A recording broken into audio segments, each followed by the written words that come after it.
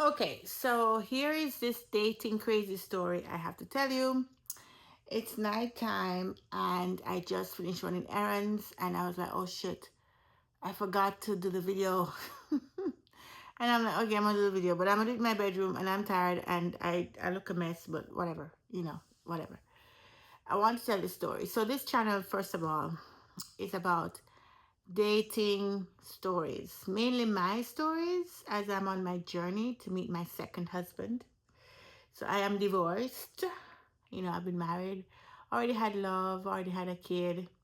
So if I don't meet somebody, I don't feel too bad because I've already kind of done it once. I was in love multiple times. I married the love of my life at the time, and we had a beautiful child. We had a wonderful life. We got divorced.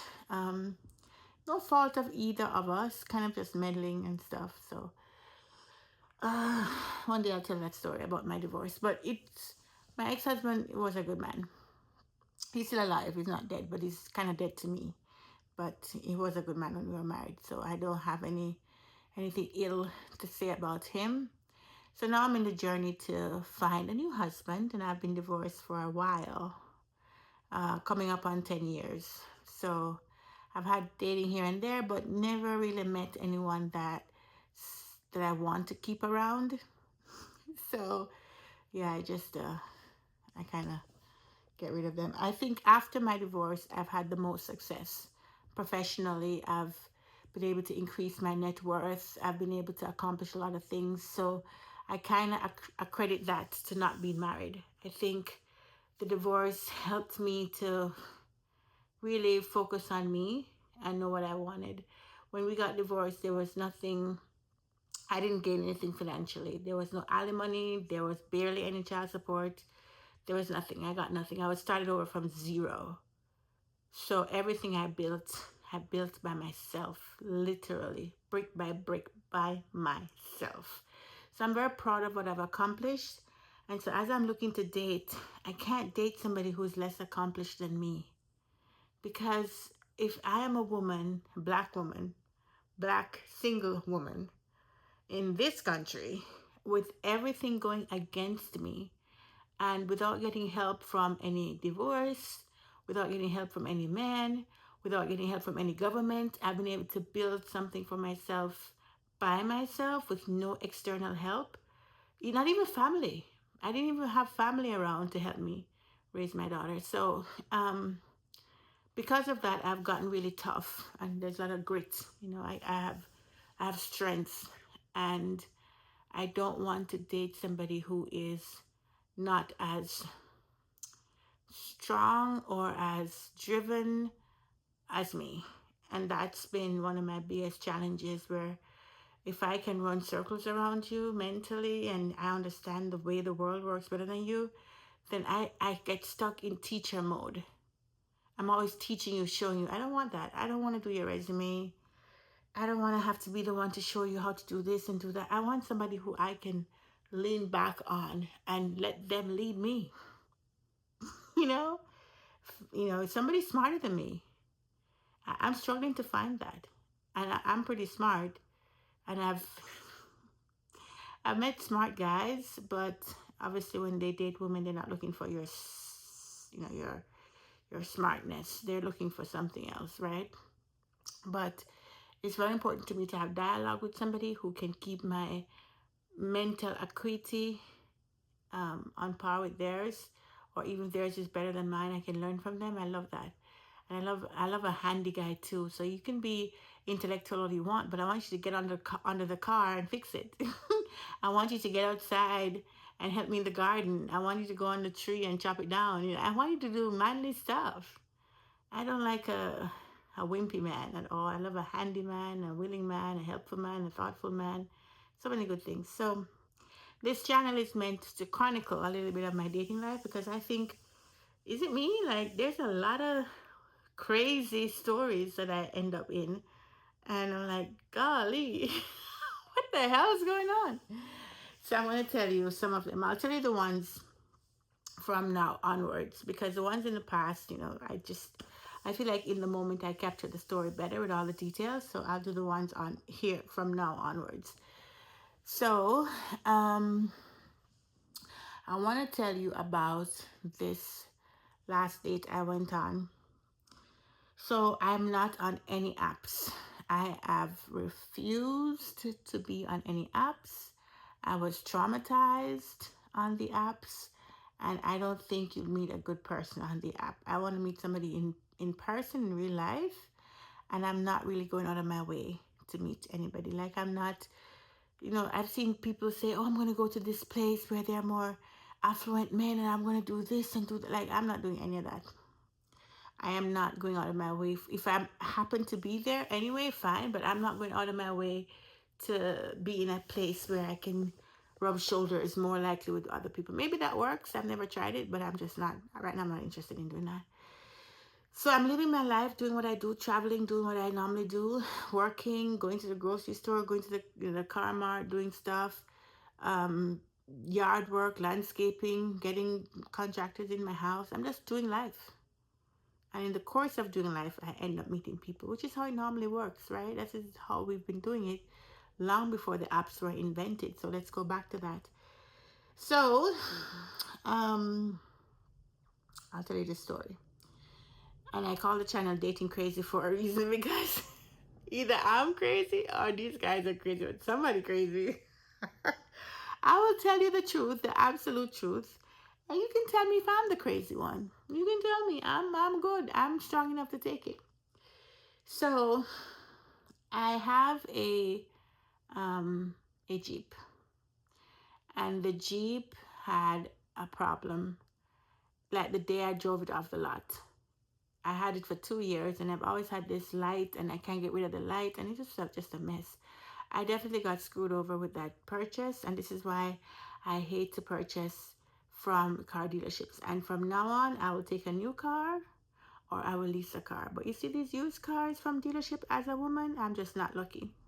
The car salespeople are the absolute worst in my opinion. So the less I can deal with them, the better. But anyway, I had this Jeep. I loved it. It was fully loaded, had everything, roof, heated wheels, whatever you could think a car can have, modern car, it had it. And I loved it. And I thought, okay, I'm going to keep this Jeep for a long time. I'm going to pay it off eventually and keep it after that so I don't have a car payment. So the Jeep ended up having a problem. I had a mechanic come in. The mechanic came, but he kind of screwed me over, and I was just sick of that. I ended up spending a lot of money getting the Jeep from one mechanic to the next mechanic, and all the towing fees and all the stuff. And the more mechanics I brought it to, the worse it got. The problem got worse and worse with everyone because sometimes these mechanics don't know what the hell they're doing. Sometimes they see me coming, they're like, oh, we're gonna get this one good. So I ended up spending a lot of money. So I eventually took it to a dealership only because I wanted them to give me their assessment. And when they looked at it, they said, oh my God, your engine is locked up and need a new engine, which is going to be like $14,000 for a new engine. And on the Jeep, I was like, is it better to fix the Jeep or get a new car? And I had other options. I ran around for a bit. Eventually, I'm like, okay, I'm going to get a new car. And since the guys at that dealership were nicer to me than the other guys, I thought, okay, let me just buy it from them. So anyway, I end up talking to this car dealership salesperson, and he was so nice. By the way, he was like 6'5", and I have a little bit of a preference to the guys who are not vertically challenged because I am 5'9" without heels. When I wear my heels, I'm in 6 foot territory, and I'm tall, and I love my height, and I don't like guys who feel intimidated by my height. So if they're taller than me already, then that's it, right? So the guy was 6'5". The guy was built big. I like him. I like him that way. But we were talking. He was really helping me out. He's a white guy, by the way. White guy, blue hair, blue eyes, blonde hair, the whole thing.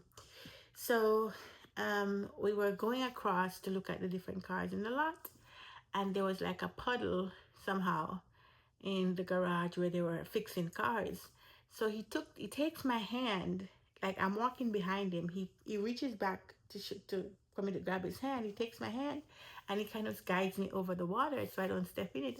I was like, huh, that's not normal. That's not a normal salesperson tactic.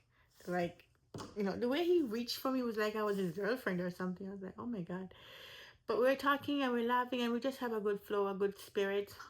And he says to me, hey, why don't you, like, it was like lunchtime. I think he was wanting to go to lunch or something. He's like, hey, I know this Jamaican place. Because I'm Jamaican. I told him that. So he's like, I know this Jamaican place. You want to go grab something to eat? I said, yeah, sure. But it wasn't said in a, in a unprofessional way. I mean, I guess it was unprofessional if I'm a client. But we were just having such a good rapport. We were running around looking at different vehicles on the lot. The lot was pretty big. It didn't feel weird.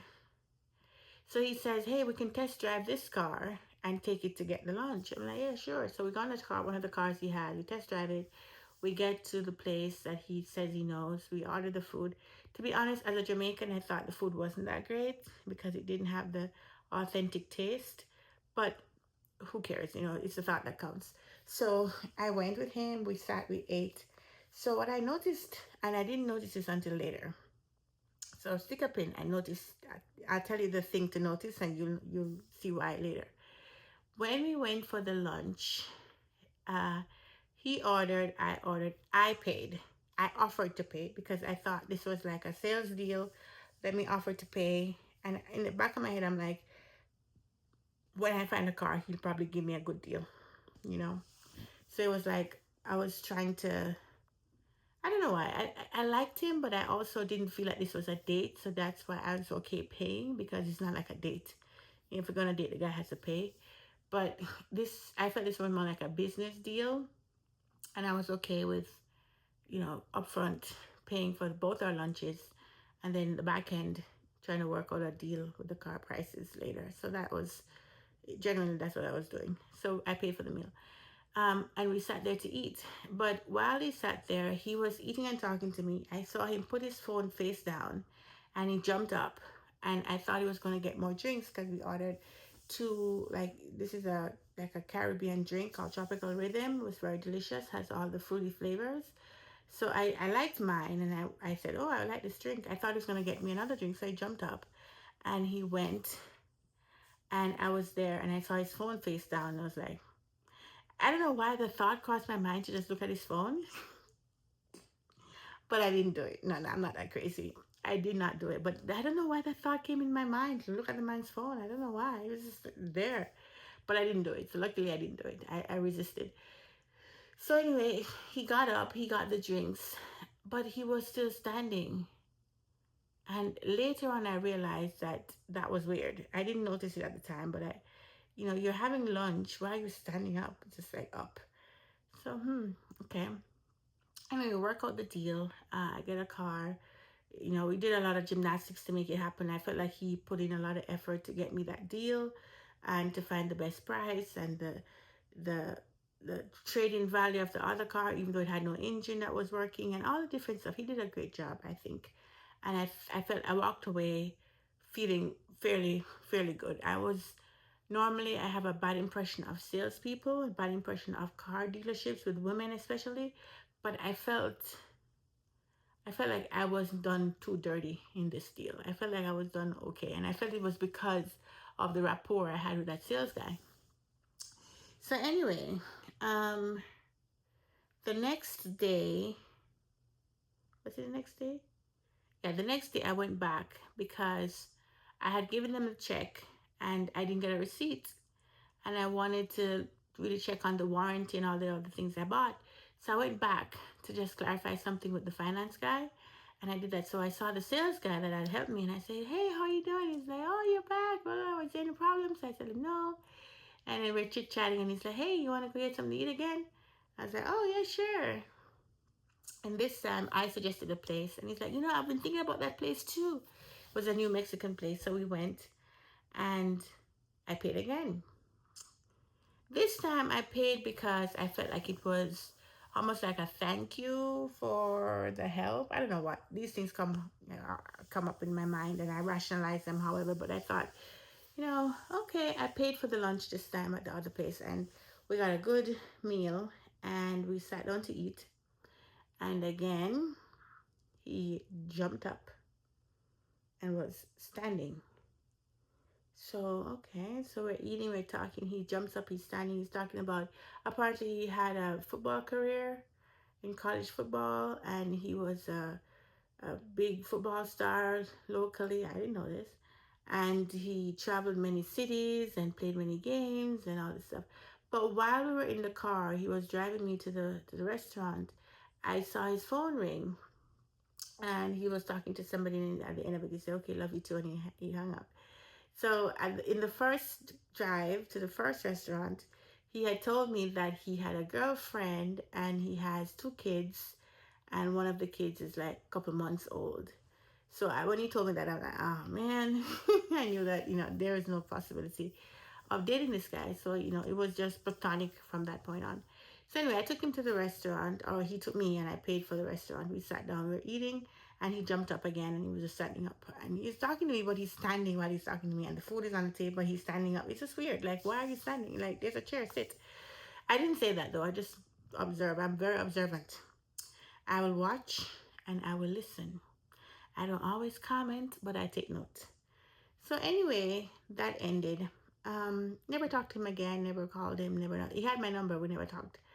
So a month passed, one whole month, and he messaged me, and he's like, "Hey, how you doing?" I was like, "Hey, I'm good." He's like, the last time you were here, you were getting the car. I felt like there was something a little bit between us. I'm like, "Oh, you did? Okay." And I said, "Well, you're a nice guy. You're a handsome looking guy. Any woman would be happy to talk to you. You're very attractive." And he said, "Oh yeah, oh, really? What did you like the most?" He's like, I said, "All of it. I like all of it." He's like, "Okay, okay." And I said, "But I know you have a woman that you love. I can tell. And you have a young child, a little baby. So, um, I could not be in any of it, right? I would never step into another woman's life with a child. And you guys are sounding like you're in love. I would not. I couldn't entertain that." So he says to me, "I have something to tell you." And I said, "What is it?" He says, "Well, his woman has left him. That she took both their kids and she left him here in Georgia and went straight to California. And he's been trying to talk to his kids for a month now. He has been able to talk to his kids. He's been trying to hunt her down with their family, and nobody want to talk to him. And he's absolutely distraught. He doesn't know what to do." And I was like, "Oh my God, wow. Oh my goodness." Now, in the back of my head, I'm like, that's really sad. But also, I'm saying to myself, no woman just ups and leaves a good man. It's very rare. I mean, I'm not saying people aren't crazy and some women don't know what they have, and I don't know. But it's very strange for a woman to just up and leave a good man that's giving no trouble. I tend to believe women, call it what you may. I mean, you might say that's bad, but I tend to think that women are rational and they want a family and they want their man around. They don't just up and leave a good man, okay? So the fact that she left was already a red flag that, okay, what could he have done to piss her off that bad? So that was weird. And then she took the kids, and then the family don't even want to talk to you. Hmm. But even outside of that, I'm like, this is drama. And I would not want to date somebody who is going through this kind of drama. You have to get your life together to date me. I don't care how handsome you are. I don't care how tall you are. I don't care whatever. I don't care. You have to be together. You cannot be in this mindset that's like tumultuous. So he's messaging me and I'm messaging him back, and I'm trying to play more like a supportive role, like a friend role. I'm trying to be a supportive role. So then he's like, "Let's go somewhere and get something to drink." At that very night, I'm like, "No, I'm a single mom.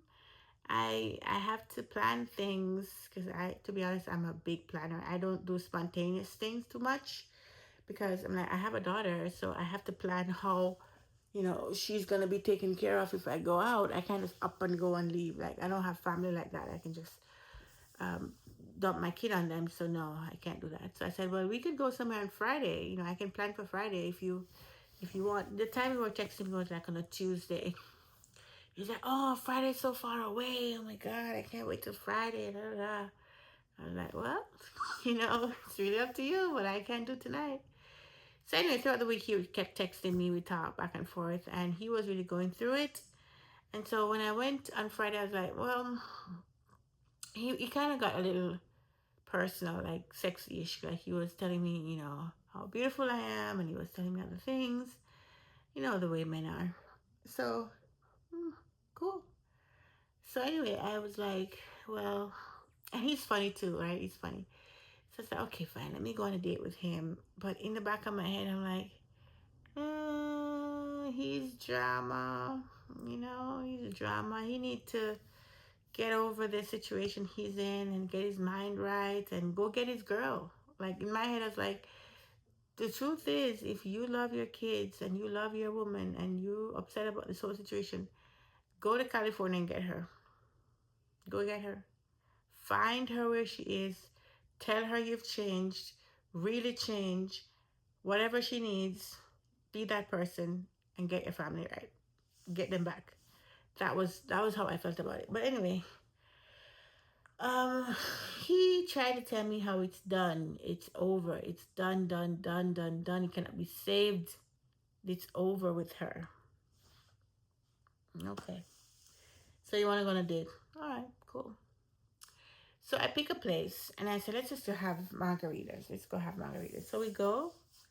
We meet at this place. I arrive on time. He arrives on time.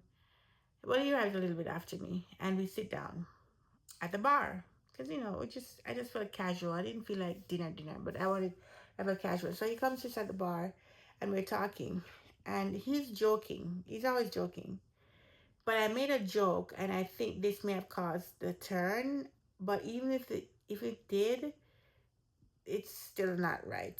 But I'll tell you what the joke was.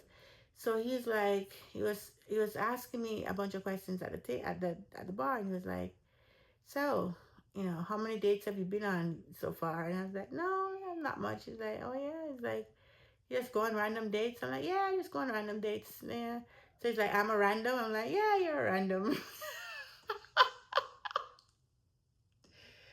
But we were joking. The thing is, we built a culture where we just say things that are funny to each other.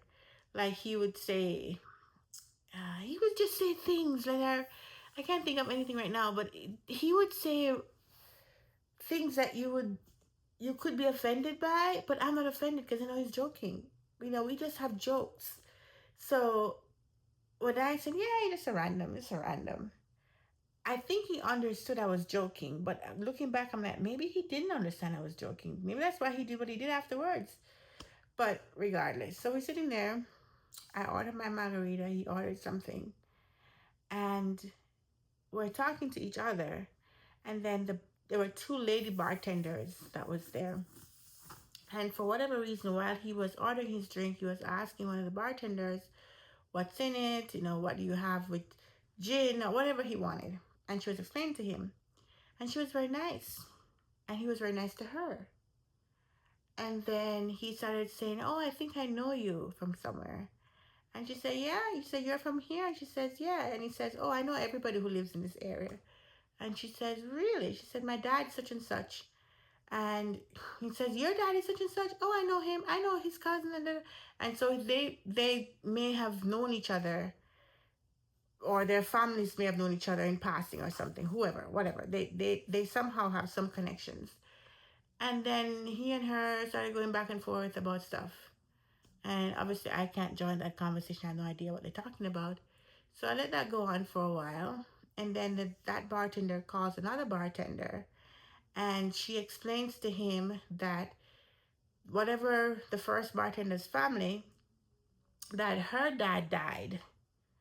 And he said, "Oh, I know that guy," and somehow they all three of them know each other somehow, or know the guy. Somebody amongst them three is common.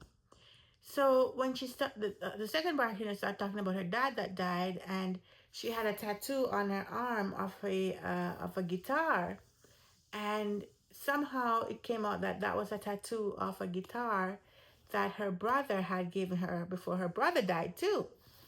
And I was like, oh shit, what the fuck is going on? So he got really involved in the story, and he got up from the chair where we were both sitting, and he went around to the door of the bartender's place, and he hugged the bartender. He gave her a hug, and they stood there talking. No, the bartenders, both of them were white, and he's white. I'm the only black person in the scenario.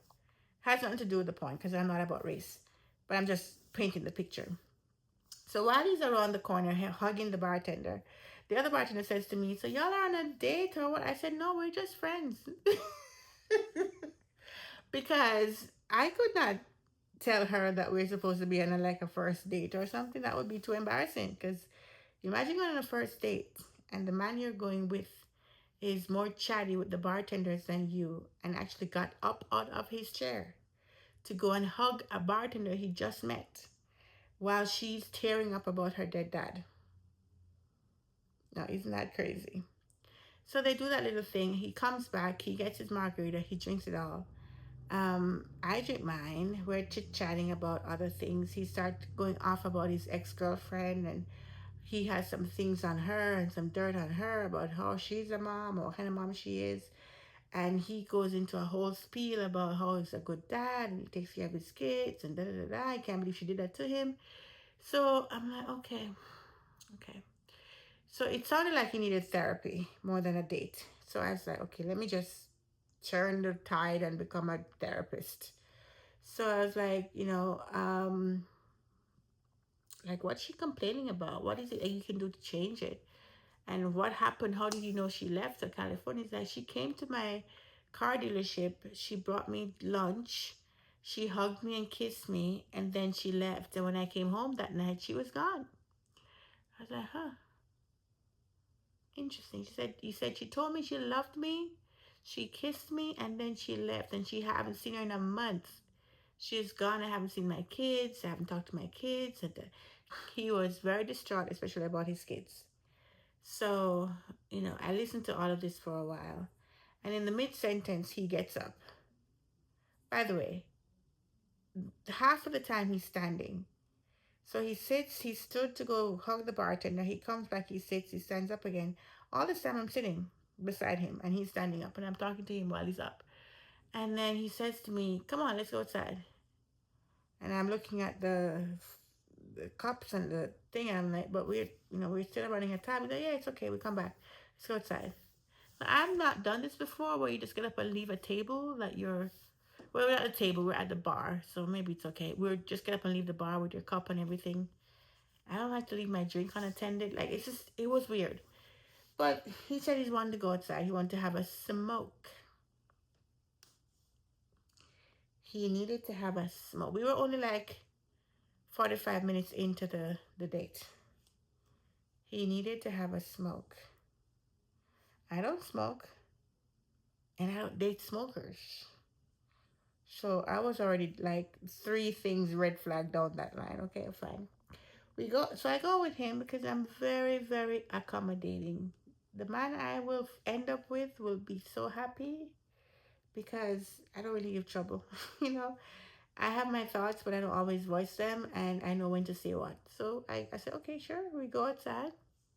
He leads me, I follow him, and he shows me in his hand two different types of marijuana that he somehow got his hands on. I'm like, where did you get those? He's like, well, if you go to the gas station and you say certain words, then they'll give it to you. Because in Georgia, I don't think you can have marijuana being sold like that.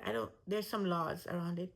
But he's like, you go to the gas station, there's certain words that you say, and whatever their code language is, I don't care because I'll never be doing this.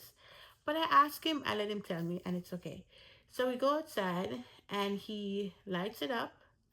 And I told him I don't like secondhand smoke. So he goes a little distance from me, does his smoke. He's like, it's going to be quick. He does that and he's talking to me from over there while he's smoking. And I'm standing here and answering him, whatever.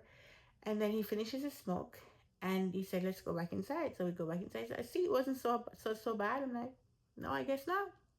You know, first for everything, I've never had to break a date for my dating partner to go have a smoke. I've never done that. So I guess at first for everything.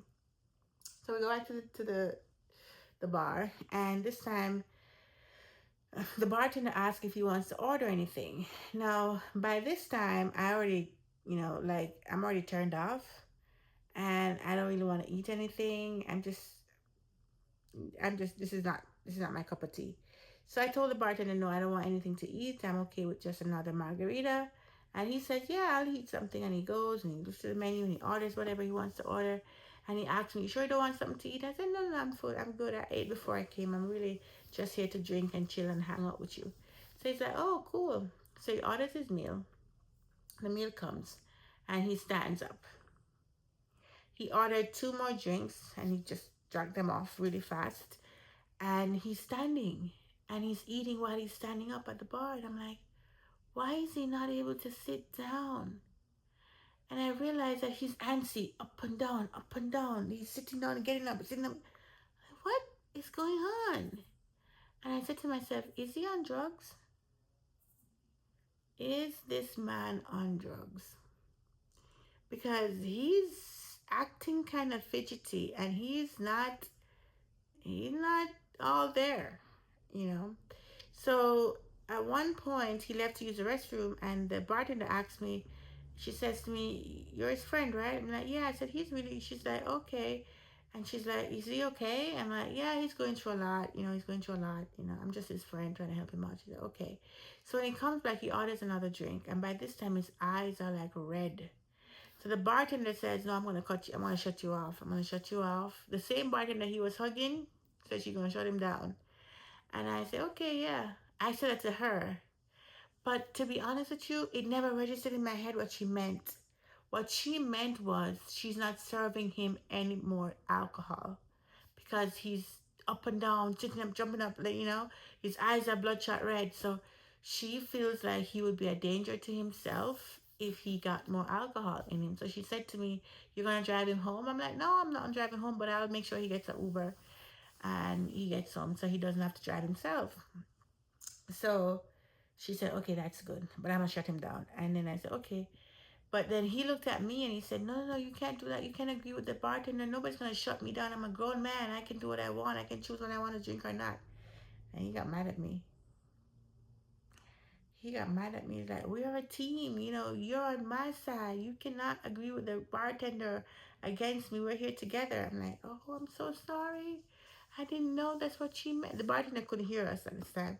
She had left to do something else. So I was like, I'm so sorry. I didn't know that's what she meant.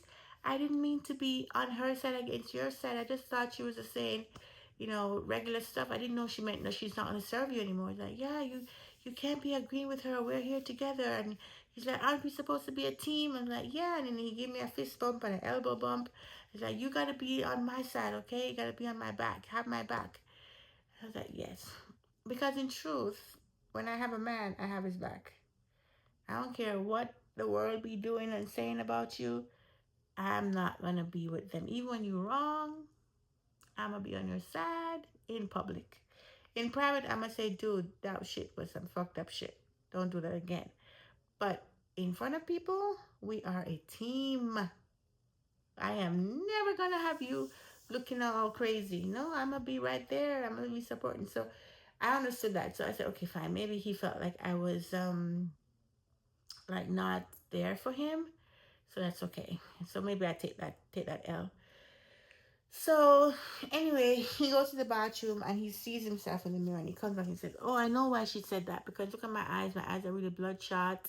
Maybe that's what she was thinking when she said she's going to shut me down. And I'm like, yeah, probably shouldn't drink anymore. It's like, okay, cool. So let me get the bill. So the bill comes and it's $88. I had two margaritas. He had like three margaritas and a meal. So the bill comes. I'm not looking at that bill. Hello? Excuse you? I'm on a date with a man.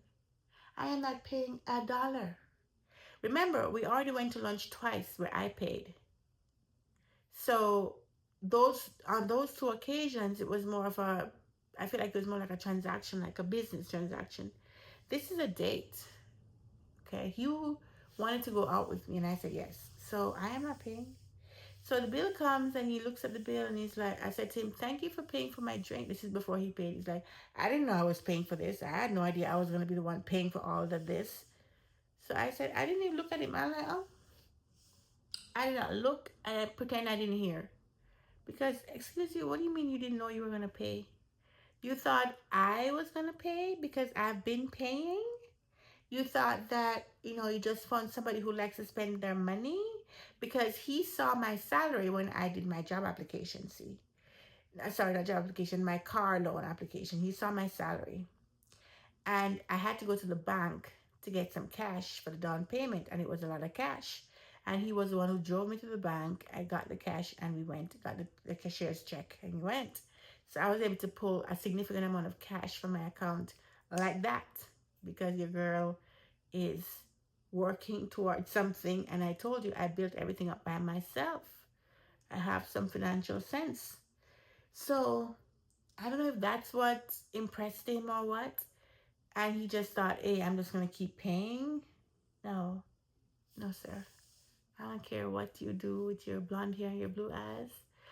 You paying. Yeah, you paying. Worse, I didn't even eat nothing. You're going to pay for two margaritas and you're going to complain after all the shenanigans you've been doing?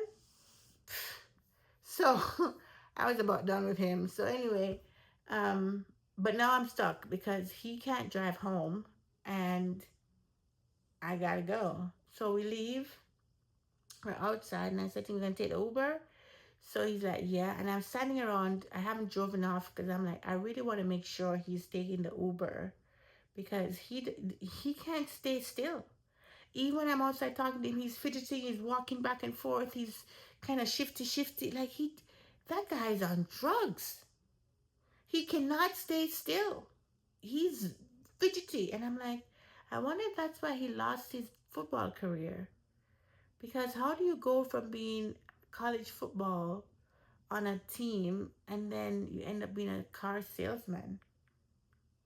That's kind of a different direction, don't you think? Maybe it's with an injury. I don't know. Maybe something happened. I didn't ask. So, yeah, again, my MO is I don't ask a bunch of questions because I believe you will reveal yourself. And the things that I care about will reveal themselves very quickly if I'm just paying attention. So just going on this one date, seeing how he's so friendly with other women, he's so friendly with the bartenders, he's walking over there and giving them hugs, he's chatty with them the whole time, more chatty with them than he was with me. Yeah, that's not good. That's not good. Then you have a whole drama situation going on with your ex. Not good. You're smoking. Not good. You're up and down like you on like you just fidgety. You on drugs. You are on drugs. There was nothing there that I wanted to be a part of. There was nothing there that would let me say, oh, if I just cling with him, he could make it work. Nothing, nothing. I wouldn't even want to hug this guy or kiss this guy. It never got to that anyway. So we're outside, we're talking. And I don't want to leave because I don't trust that he's going to get an Uber. So he said, no, I'm fine. I'm going to get an Uber. So then he walks away and I sit in my car and I'm just looking because I don't see an Uber coming. And I want to see him get into an Uber before I leave. Because even though he's kind of crazy, but, I would hate for something to happen to him after coming on a date with me. I care about that, at least, his safety. So he comes over to me and he says, "Hey, can you drop me to pick up my friend? I'm gonna go to my friend to someplace, and then he's gonna come and get my car or get my car in the morning or something." So he didn't have an Uber. He didn't call an Uber. I was gonna become the Uber. Oh shit! This is like 10 o'clock at night. I'm like, God damn it! Where is this guy taking me? Shit. So, but I wasn't afraid though. And I probably was being super brave because he could have driven me into some dark, deep pit and I would never be heard of again. But I didn't have, I have intuition, and I typically I can feel when I'm in danger, and I didn't feel any danger. I just didn't feel any danger. It felt okay. So I said, "Fine, let's go." And I we going. He gets in my car. I'm driving, and he give me direction to some really dark wood place off the main road, but it wasn't too far.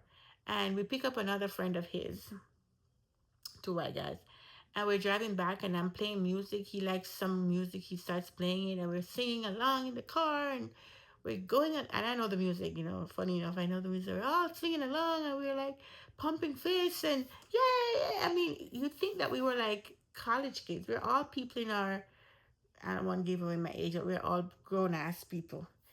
And it was actually pretty fun. And I dropped him off at a nearby mall where his friend's truck was. They both got out, and I left, and I never heard from him again. Well, actually, he did. He did message me to make sure I got home, and I told him yes. And then he messaged me something after that, like, next time we meet, you're not gonna go home. You're gonna come home with me, or something trying to be sexy. But no, no, you're not the one for me.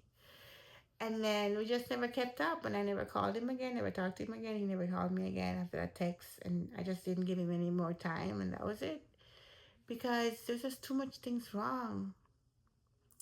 You never date somebody who's in turmoil right now. Anybody who's on the rebound, like 1 month since your woman left you, it's too sudden and you're not ready.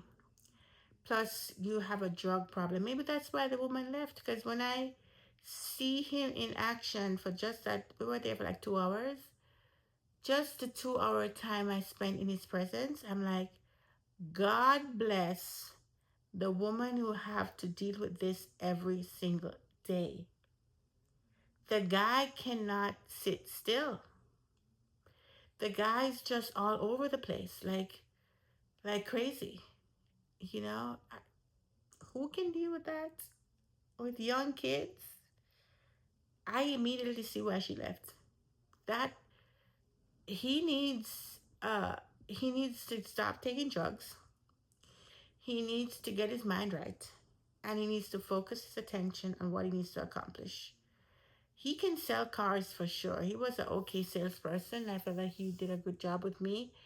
But in terms of relationship, I could see how somebody can be very exhausted very quickly just dealing with him. And maybe that woman just got to their wits' end and had to go. Like, I don't want to replace her. I do not want to be in her shoes. So I did not feel any kind of way when this didn't work out.